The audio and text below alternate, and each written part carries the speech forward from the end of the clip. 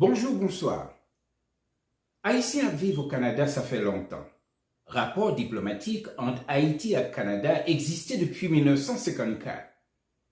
77 ans après, comment rapport diplomatique entre Haïti et le Canada est, qui rapport qui établit entre communauté haïtienne au Canada et ambassade d'Haïti au Canada, qui rapport qui existait entre groupes professionnels et petites et moyennes entreprises, qui ça qui gagne comme programme bourse d'études pour Haïtiens qui voulaient étudier au Canada, comment famille au Canada va vivre, comment famille haïtienne qui en difficulté surtout, ça qu'a levé timoun avec jeunes haïtiens qui en situation difficile au Canada, et comment Premier ministre Justin Trudeau ouais collaboration docteur, infirmière haïtien, sur tout point ça à Claude nous t'ai parlé ensemble avec ambassadeur Weber Artus. Mais d'abord, qui est Weber Artusien? Qui côté il sorti, dans quelle école il étudié, qui expérience il gagne dans niveau histoire, journaliste à diplomatie, il te répond une question non. Dans une interview exclusive by Connexion Magazine Info Radio depuis Ottawa.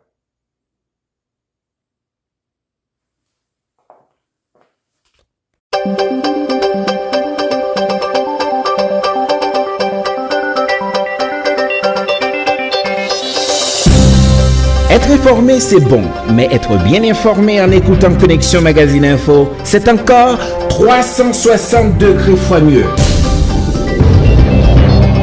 Connexion Magazine Info vous apporte des nouvelles venant d'Haïti, de la République dominicaine, des États-Unis, de la France et du Canada.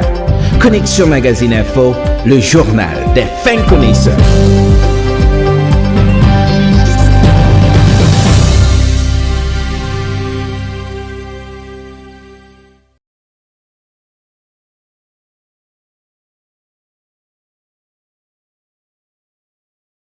Merci, monsieur l'ambassadeur, d'accepter de répondre à nos questions et aussi dans l'autre pays, en pile haïtien qui vivent. Donc, c'est sûr que les nous gagnons petite nous pour que nous capables de parler dans ces deux haïtiens modèles qui existaient. Donc, ça me fait plaisir. Pour ceux qui ne vous connaissaient pas encore, dites-nous comment le journalisme a donc influencé, je dirais, votre carrière diplomatique. Alors, il faut que je dise que le plus fond de ma carrière qui a été influencé par le journalisme, c'est plutôt ma carrière comme historien, d'abord. Parce que, et je pense que c'est une question des fois, lorsque on lit, on remet les textes, parce que tout est accessible, etc. En fait, c'est une qualité que j'ai eue de la presse. Songez la presse, les phrases courtes, aller droit au but et utiliser le plus que possible des phrases directes. Il faut utiliser des compléments autant que ce soit des compléments directs, autant écrire le plus que possible en français, bon, généralement parce que NAP travaille sur les faits. Donc, c'est vrai que la presse est beaucoup plus influencée façon d'écrire, même si m'a écrit des textes hautement scientifiques, mais je fais en sorte à ce que les textes soient accessibles à tout le monde. Et donc, ça, c'est quelque chose que j'ai eu de la presse avec le principe, même quand tu as été en reportage pour couvrir un colloque scientifique, et faut qu'on baille en créole dans Radio Caraïbe côté mon capteur travail dans une façon pour que même qui pas connaît les capteurs de Radio Caraïbe là comprendre de qui ça colloque scientifique ça qui a intéressé. Maintenant maintenant ce qui m'a beaucoup plus influencé comme diplomate, donc c'est plutôt ma formation d'historien. Et ce que je peux dire, l'avantage que m'a donné aussi la presse, c'est l'écriture. Le fait qu'il fallait écrire beaucoup. En fait, de nos jours, dans la période, même tu as pratiqué journaliste, et on écrivait le bonjour jusqu'à le revoir. C'est-à-dire qu'on venait dans une émission et script là devant, toutes sortes d'écrits et tout reportage calibré avec temps, etc. Donc, la capacité d'écrire, une première bagage que apprend-nous dans la presse, avant même qu'on travaille la voix, etc., c'est l'écriture. Donc, l'écriture m'aide beaucoup dans mon travail comme diplomate. On connaît les diplomates, ils écrivent beaucoup, beaucoup de rapports, des rapports sur tout. Toutes les réunions doivent être rapportées au ministère. Tout ce qu'on fait, et en fait, tout ce qui bouge doit être rapporté au ministère. Donc, on écrit beaucoup. Là, la presse m'a beaucoup appris, non seulement à écrire beaucoup, mais à écrire vite. Parce que quand on est journaliste, justement, on a été couvrir un événement aussi complexe que soit l'événement dans la matinée. Il faut que l'événement soit prêt pour le journal de l'après-midi. Donc, on est obligé de pouvoir écrire vite, de pouvoir synthétiser et de pouvoir exprimer des idées claires. Donc, c'est autant d'éléments qui aidaient d'abord comme historien, mais comme diplomate que je suis aujourd'hui. Donc, je comprends bien ça, dire, parce que je me rappelle quand j'étais à Paris, à Radio France Internationale, et comme ça, même bonjour que même bonjour Abdia ou écrit et jusqu'à la fin. Donc, c'est intéressant ça.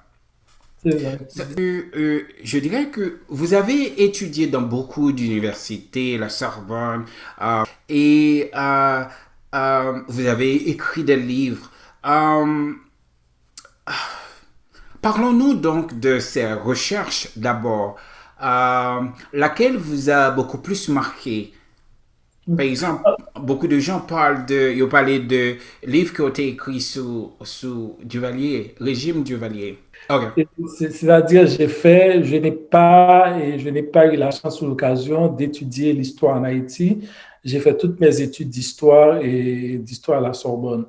Donc, en Haïti, j'ai fait mes études à l'université GOC, l'université qui était une université privée à l'époque.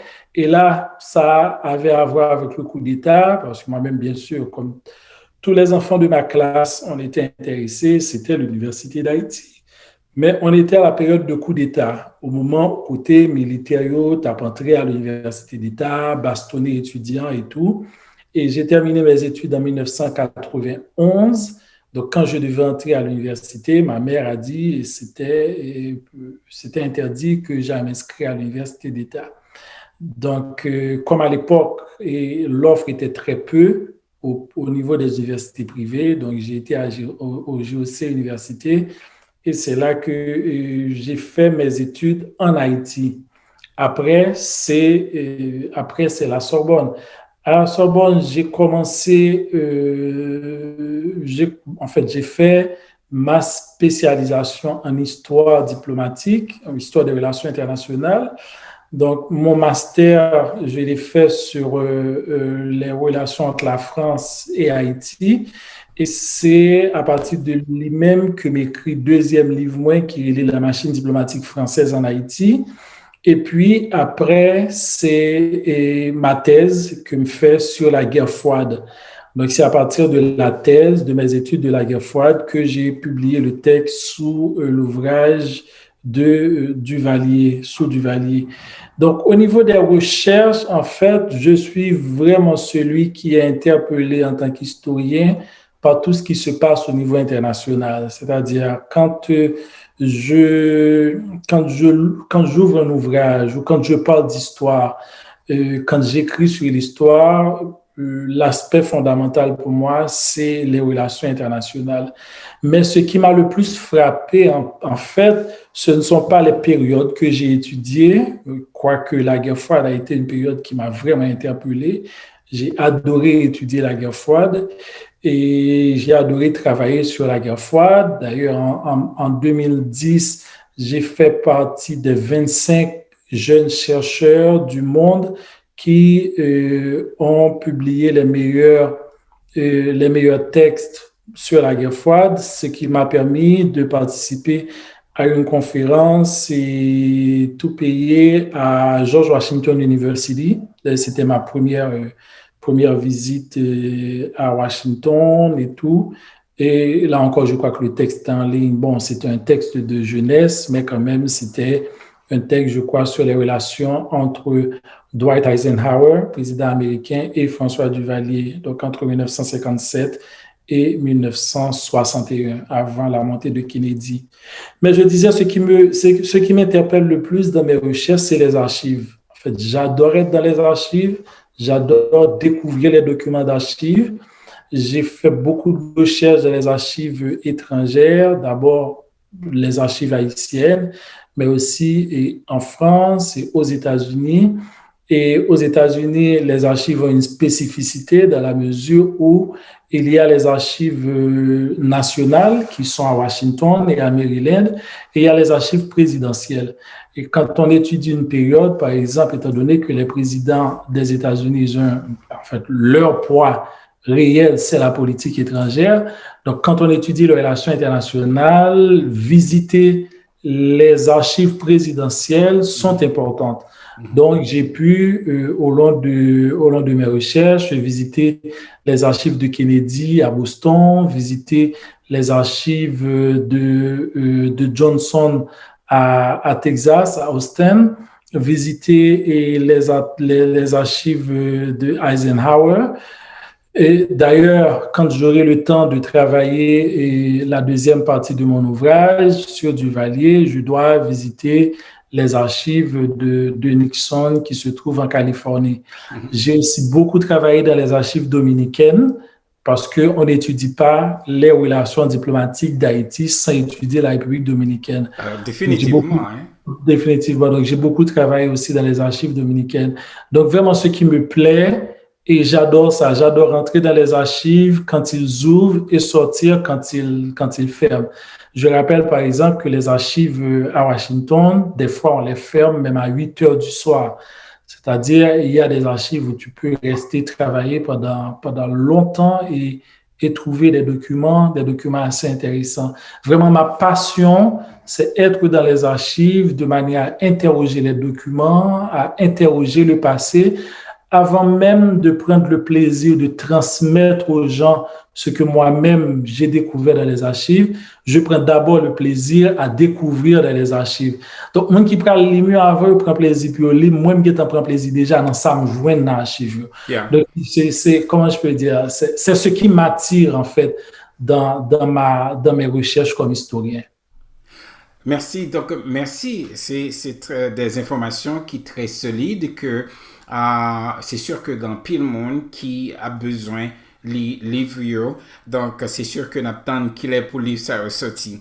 Permettez-moi, monsieur l'ambassadeur, de vous poser quelques questions relatives à la communauté haïtienne du Canada dont vous représentez, si vous acceptez ma demande. Je suis là pour Yeah, compagnie haïtienne qui représentait ou bien qui gagnait opportunité. Je dirais qu'en termes de petites et moyennes entreprises, comment est le pourcentage représentatif des compagnies haïtiennes dans ce secteur, par exemple à Montréal, au Québec, à Ontario et Ottawa? D'accord. Là, je dois reconnaître ma faiblesse pour dire que je n'ai pas encore fait des recherches sur cette question et ce ne sont pas des données que nous avons encore. Ce sont des données sur lesquelles nous travaillons. Et alors, comme je l'ai arrivé à l'ambassade là, ma première démarche a été de mettre en place un plan d'action et que sur lequel je continue de travailler. Donc, qui a des dates et qui a des événements, qui a des périodes à couvrir. Et c'est l'une des choses qui m'intéresse, justement, je suis intéressé par ces deux données. Les premières, c'est les investissements des Haïtiens au Canada. Le second, c'est les investissements canadiens en Haïti. Je sais que dans le cas des investissements canadiens en Haïti, c'est très peu. C'est un élément sur lequel je travaille. Mais pour le moment, il y a des chiffres qui m'échappent. Par exemple, les chiffres du nombre de l'investissement des Haïtiens, de ce que nous avons en termes de commerce et même ce que nous avons en termes de population, ça nous échappe dans la mesure où il y a les chiffres officiels du gouvernement canadien. Mais là encore, le fait qu'on évolue dans une période de COVID, ça nous oblige à aller moins vite et en besogne. Donc, je dois reconnaître justement cette question me donne l'occasion de comprendre la nécessité de disposer de ces chiffres de manière à ce que le public en général puisse savoir le poids de la communauté, le poids réel de la communauté haïtienne au Canada. OK.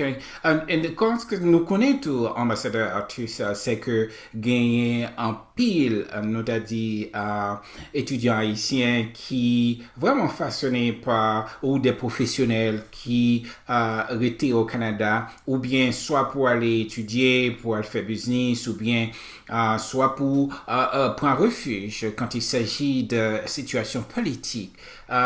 Dites-nous, parce que voilà que vous rentrez dans une période qui est extrêmement challenging, d'accord, on dit qui gagne pile situation que vous contrôler, rapport entre communauté haïtienne et ambassade d'Haïti au Canada. Okay. Jusqu'à présent, je suis capable de dire que jusqu'à présent, c'est très bien. Moi, essayé depuis l'M d'abord rencontrer des personnalités, ensuite faire des rencontres en groupe de manière à rencontrer la communauté. Et dimanche encore, on était réunis avec un groupe, parce qu'on est, c'est ça qui passe, communauté 1, il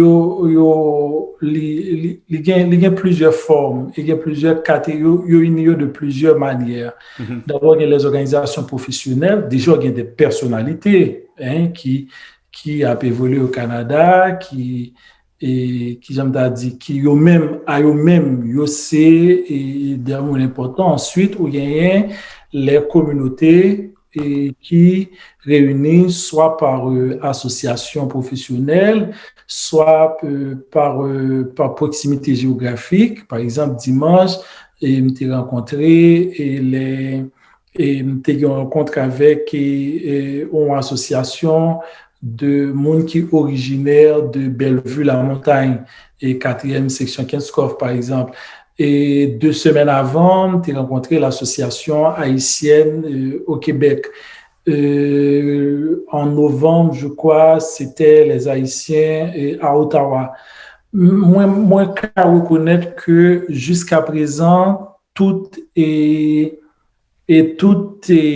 rencontres sont très fructueuses. Je dis que malgré c'est par Zoom, parce que je n'ai pas vraiment rencontré face à face, et en raison de restrictions dans le pays, même qu'à dit que l'accueil est très, très, très bien. Il y a vraiment, les communautés ont vraiment accueilli et ont vraiment participé dans la rencontre. C'est toujours l'occasion pour nous faire des échanges, de questions-réponses et nous faire ça.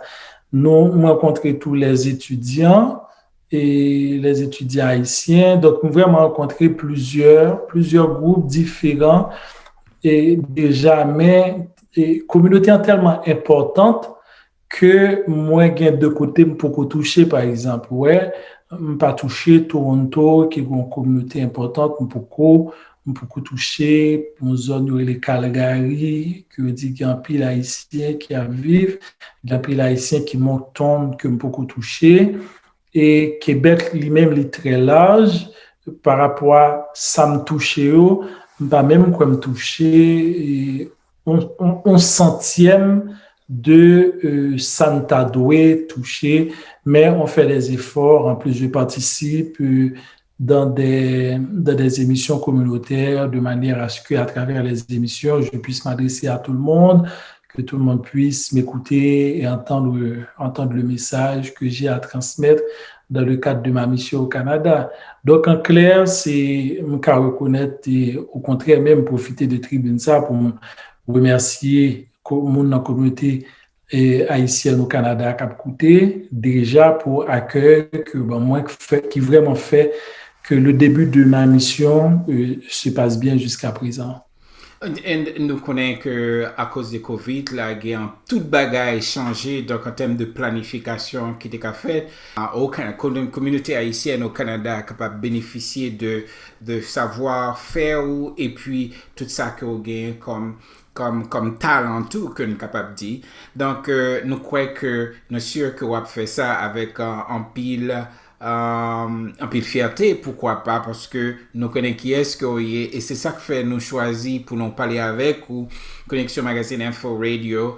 parler ensemble avec ambassadeur Artus parce que nous croyons que les gagnent potentialité pour que les performer, capable dire et un job ça que les gains responsabilité que le prend. Donc question qui est relative à Covid là, ambassadeur Artus, dis-nous comment ça y est au Canada, surtout à la communauté haïtienne là. Est-ce que vous arrivez à marcher dans l'ordre que le gouvernement baille, etc. Parlez-nous un peu, brief. Oui, alors pour COVID, là, peut-être nous avons prendre trois aspects. Je pense que cap intéressé nous. Premier aspect, c'est l'aspect communauté haïtienne. Là. Et non, je pense qu'il y a bien travaillé. Au contraire, le Premier ministre canadien, Justin Trudeau, était lui-même personnellement bon campé, fait une vidéo pour le rendre hommage à la communauté haïtienne, particulièrement le personnel de santé, médecins, infirmières, tout le monde qui travaille dans l'hôpital et dans le centre de santé haïtien, qui, malgré le COVID-là, continue de travailler pour bailler soin, non seulement à des Haïtiens pareils, mais à des Canadiens, à tout le monde qui vit au Canada. Et je pense que exemple et comportement communauté haïtienne au Canada, particulièrement pendant le COVID-là, exemplaire. Et, comme nous, c'est pas moi-même qui dit, c'est le Premier ministre canadien lui-même qui te dit. Maintenant, ceci dit, ça va pas empêcher que nous ayons gagné scandale que nous ayons gagné à la mi-janvier, côté des médias qui décidé. Et donc, imaginons quelques mois plus tôt, pendant un rendre hommage à la communauté haïtienne, et puis des médias décidé de stigmatiser la communauté haïtienne, non, comme quoi c'est à eux-mêmes, mais qui, pendant les fêtes de fin d'année, c'est comme si c'était eux-mêmes qui t'a porté COVID Québec, par exemple. Donc, ça, c'est, bon, on ne peut pas même limiter la Québec, Canada directement. Donc, ça, c'est les aléas de fonctionnement de la communauté. L'autre communauté qui est difficilement fonctionner, l'autre bois, nous arrivons font façon pour nous jouer ensemble encore, mais là encore, c'est difficile, c'est la communauté diplomatique. Parce que qu'on est en diplomatie, c'est les réceptions, c'est les rencontres, c'est les dîners, les déjeuners, généralement, c'est là nous discuter, c'est là nous réunir, c'est les salutations de fin d'année.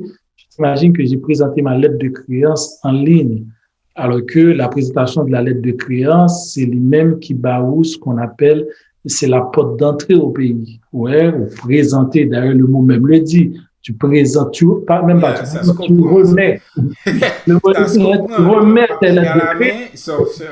remettre la lettre de créance. C'est le mot, remettre les lettres. Mais j'ai pas pu le faire, je l'ai fait en ligne. Et depuis, tous les diplomates, nous nous réunissons en ligne, c'est-à-dire le club des ambassadeurs de la francophonie, les ambassadeurs de la CARICOM, les ambassadeurs du groupe de l'Amérique latine et des Caraïbes, GOULA, et même avec le service de protocole, par exemple, pour la fameuse réception de fin d'année, nous faisons en ligne, côté chaque diplomate gagne un verre dans le milieu et puis notre trinquet en ligne. Yeah. Le travail là très difficile et Covid là, mais nous arrivons quand même à adapter nous. Et maintenant, troisième élément, c'est l'ambassade là lui-même. C'est-à-dire, étant donné qu'il y a des restrictions, on ne peut plus recevoir les gens. Et depuis, nous fermons depuis le 20 janvier. Ces semaines, ça, on a à peine retourné et recevoir les gens uniquement sur rendez-vous. Alors que les gens ont besoin de faire passeport, ils ont besoin de faire mandat, ils ont besoin de faire des certificats, ils ont besoin de papier pour changer les licences, ils ont besoin, et éventuellement, il y a des terres en Haïti, donc ils ont besoin mandater papier ou puis venir, etc. Donc, il y a des gens qui ont un problème réel. Et tu sais, le problème, c'est que par exemple, il y a un problème qui est réel, vrai, qui pas réel, parce que quand on a besoin de vendre terre en Haïti, ou bien que le besoin de passeport pour aller enterrer au monde, ou bien que le besoin de passeport juste pour aller en vacances, son problème qui est réel. Parce que il doit aller en vacances et c'est ça qui peut sauver famille, par exemple. Ouais. Et il doit aller test à la vente, c'est ça peut-être qui peut démarrer au Canada. Donc voilà que nous vivons côté, on ne peut plus fonctionner pour nous rendre, pour nous bailler nos services, ça comme il se doit. Donc, nous obligés, c'est en ligne qu'on envoie les formulaires par la poste, on reçoit donc les passeports et tous ces documents. Ils prennent 3 à 4 fois plus de temps que autant de prendre si nous étions qu'à juste venir dans l'ambassade là et puis pour nous faire le pour. Donc, c'est une situation extrêmement difficile pour cette période de COVID, mais la bonne nouvelle, et c'est ça notre esprit en tant qu'humain, c'est de nous adapter aux situations difficiles. Et je crois qu'à la fois au Canada, mais partout ailleurs, nous faisons la preuve qu'en tant qu'humains, nous avons cet esprit de nous adapter, de dominer la nature. Et quand les choses sont difficiles, nous nous adaptons. Et justement, dans cette situation de COVID, nous vivons par l'adaptation. Voilà. Merci pour toute précision, ça, parce que grand pile monde qui pas gain opportunité pour tenter, pour rencontrer avec ambassadeur, et moi, je crois que c'est important que vous veniez avec des exemples tangibles que la communauté canadienne, haïtienne, qui vivent au Canada a besoin. So, question que nous avant que nous terminions l'interview à Monsieur l'ambassadeur, est-ce que vous êtes capable de dire nous comment rapport entre, est-ce que nous recevons des doléances en termes de rapport entre les enfants ou les teenagers haïtiens vivant au Canada, des familles qui sont capables de subir ou qui victimes peut-être est-ce que vous recevez type de cas ça? Alors, mon gros problème là, son problème, m'a tout parlé avec parents, captant d'émission, quittant d'émission. Nous avons vraiment un gros problème au niveau de l'étranger. Et c'est pas seulement comme moi, été vivre aux États-Unis, qui travaille à Washington pendant 4 ans, presque 4 ans.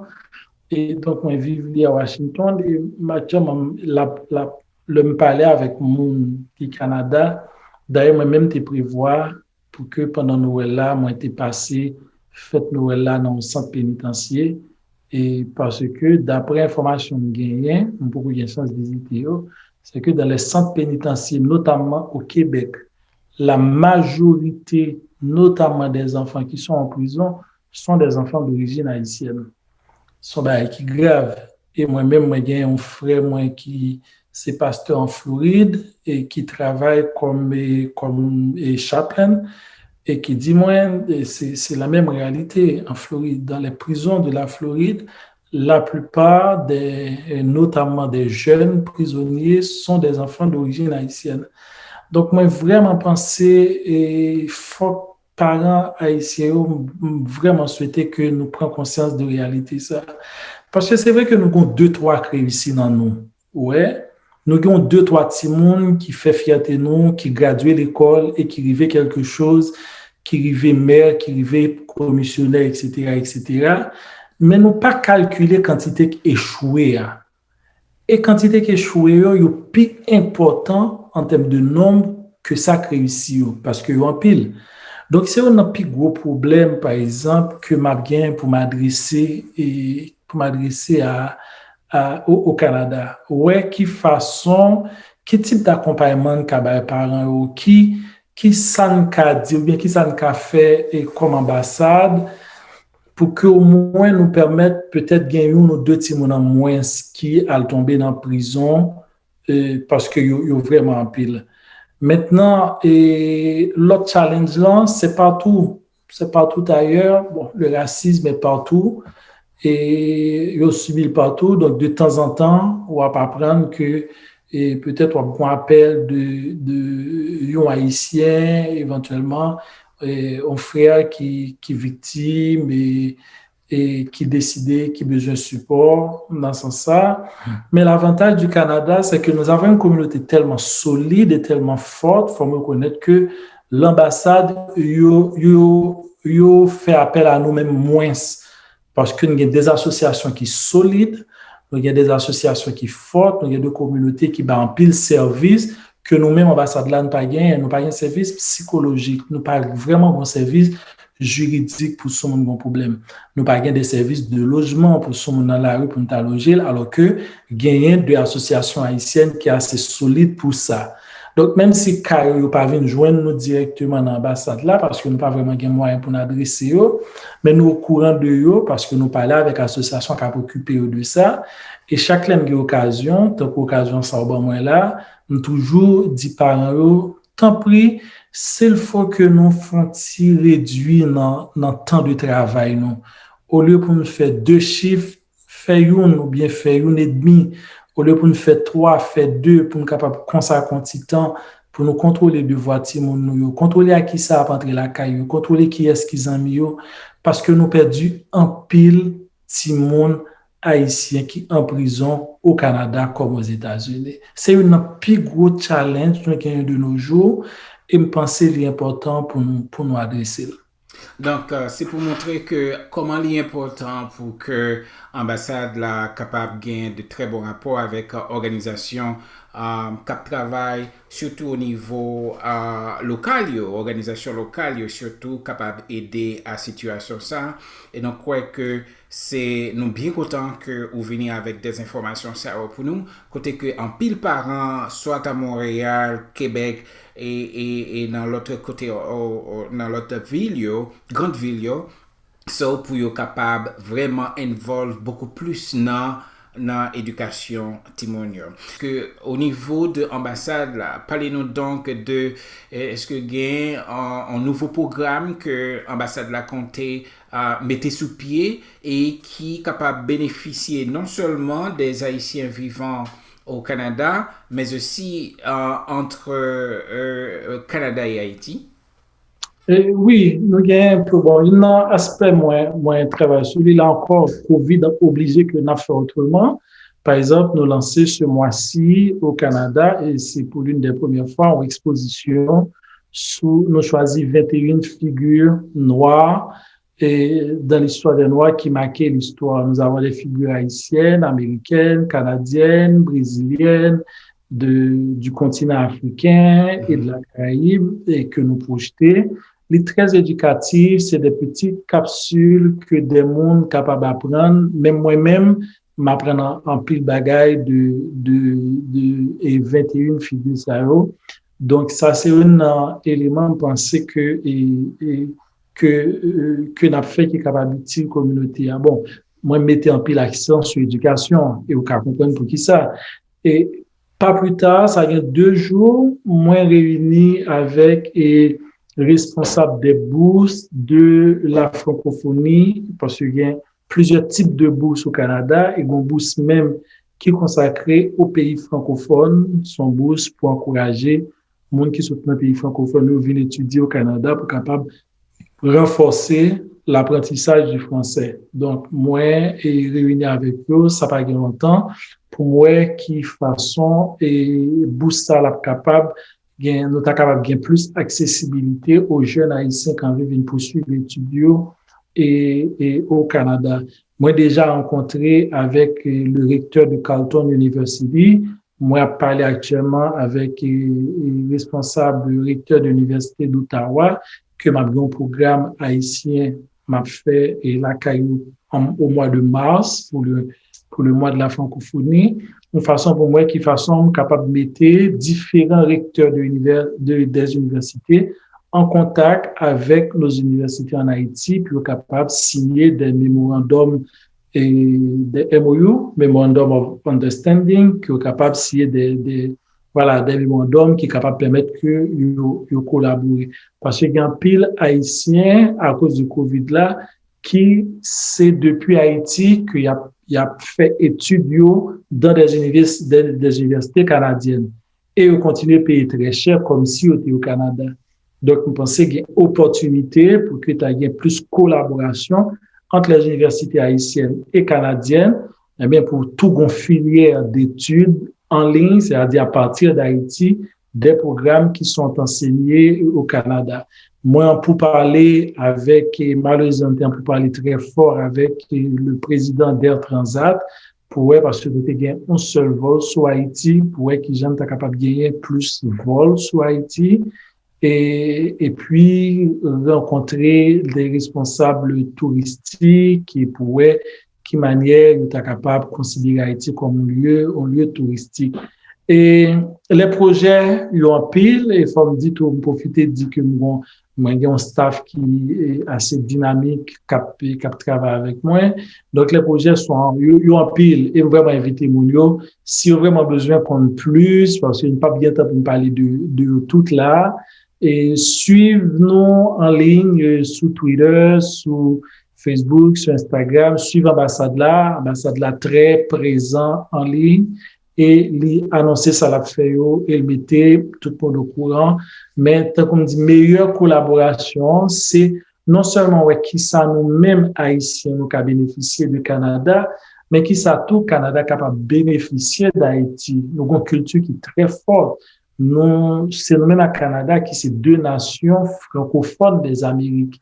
C'est-à-dire, nous avons un pile bagaille que nous sommes capables de faire ensemble. Nous avons une communauté. Écoutez, nous avons un gouverneur, nous avons un membre de l'Académie française, nous avons de grands écrivains haïtiens qui sont canadiens, je vous dis. Donc, un paquet de bagages qui est capable de faire entre Haïti et Canada. Moi-même, moi, juste là, pour me continuer, ça me dit, ouais, fait déjà, et puis pour me faciliter.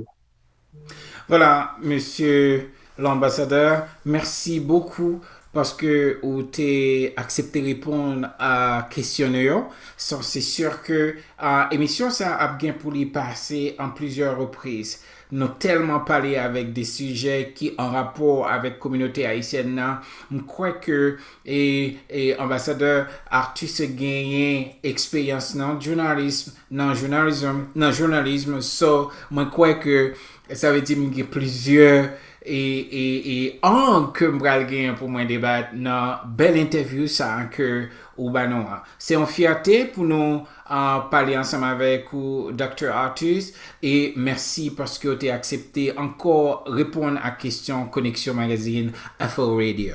Donc, le dernier mot, et tu as un bagage spécial que tu as dit avec tout Haïtien au Canada et bien sûr, Haïtien qui pourraient regarder les choses ça. Bon, ben, m'a dit, monsieur, qu'il pas trop tard pour me dire toute une bonne année, qu'un fait, moi, connais que quelque chose ça a passé dans des circonstances côté pays noir, sous le feu de l'actualité. Ce sera ainsi pendant toute l'année 2021. Donc, dans quelle que soit la situation, pas oublier que nous, c'est frères, nous gagnons un seul pays à défendre. Et c'est Haïti. Et puis, continuer à protéger tête nos côtés nous hier parce que Covid là toujours. Moi, c'est, même si l'émission ça a passé pendant toute l'année 2021, par contre, Covid là pour aller avant 2021. Donc, continuez à protéger tête nous, s'il vous plaît, pour que, au moins un jour, on va avoir occasion pour nous croiser, nous, face à face, en bonne santé. Donc, Kembira Paraguay, merci Antilly pour occasion, sortez bon moi. Et je souhaite vraiment longue vie à Connexion Magazine et faut me profiter et féliciter au toujours Kembé le même professionnalisme qui était marqué lors de Haïti, tu as travaillé comme journaliste, particulièrement dans Vision 2000. Donc, félicitations et puis longue vie à l'émission et puis je vous dis à la prochaine. À la prochaine. Merci beaucoup, monsieur l'ambassadeur. À bientôt. C'est à moi, à bientôt.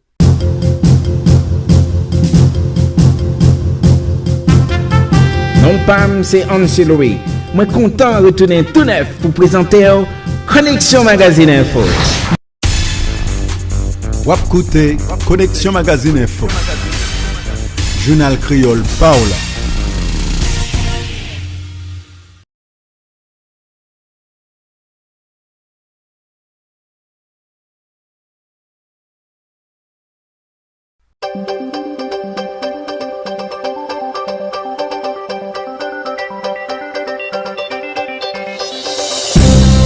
Être informé, c'est bon, mais être bien informé en écoutant Connexion Magazine Info, c'est encore 360 degrés fois mieux. Connexion Magazine Info vous apporte des nouvelles venant d'Haïti, de la République dominicaine, des États-Unis, de la France et du Canada. Connexion Magazine Info, le journal des fins connaisseurs.